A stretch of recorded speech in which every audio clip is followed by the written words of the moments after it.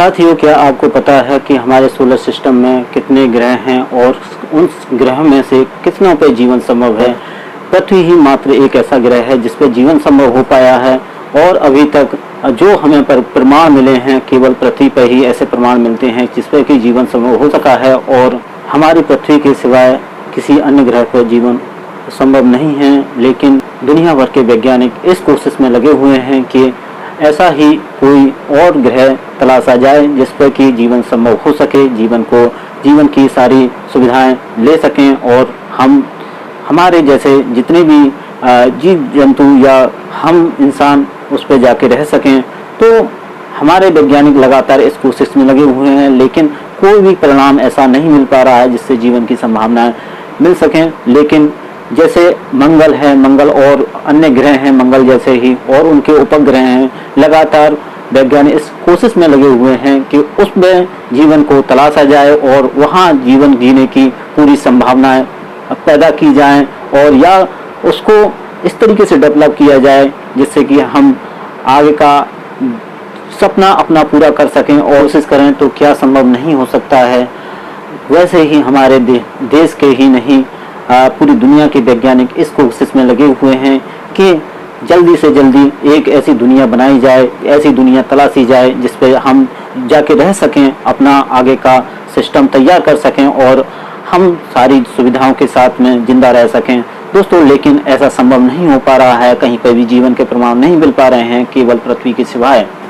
पृथ्वी जैसे दूसरे ग्रह और अन्य उपग्रहों पर दुनिया बनाई जा सके, क्या ये संभव हो सकता है? नहीं दोस्तों, ये इतना संभव नहीं है। इसके लिए काफ़ी प्रयास करने पड़ेंगे, काफ़ी कोशिशें करनी पड़ेंगी, तब जाके एक उजाले की किरण जगेगी। और उसमें भी जितना हम इसको सरल समझ रहे हैं उतना यह संभव नहीं है। दुनिया भर के वैज्ञानिक इसी कोशिश में लगे हुए हैं किसी तरीके से जीवन के प्रमाण मिल सकें। वैज्ञानिकों की लाखों कोशिशों के बाद भी जीवन के कोई अभी तक ऐसे प्रमाण नहीं मिल सके हैं जिससे कि दुनिया बन सके और वहाँ पे हम जाके रह सकें।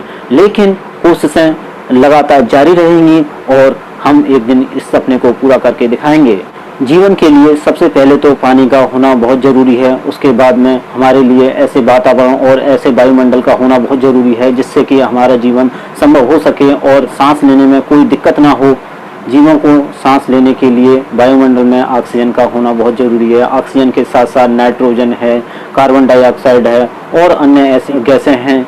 वायुमंडल में बहुत सारी गैसों के होने के साथ साथ वायुमंडल का डेंस होना भी बहुत ज़रूरी है, क्योंकि अगर वायुमंडल डेंस होगा तो जो सूर्य से आने वाली किरणें हैं वो डायरेक्ट हमारे शरीर पर नहीं पड़ेंगी, जिससे कि हम बहुत सारी बीमारियों के शिकार नहीं हो पाएंगे और तभी जीवन को पनपने की सारी आवश्यकताएं पूर्ण हो सकेंगी और हमारा जीवन एक सुचारू रूप से चल सकेगा।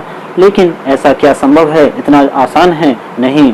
वैज्ञानिकों की लाखों कोशिशों के बाद ये संभव नहीं हो सका है और वैज्ञानिक लगातार इस कोशिश में लगे हुए हैं कि किसी अन्य ग्रह पर जाकर हम अपनी दुनिया को बसा सकें और वहाँ पर हम जाकर रह सकें।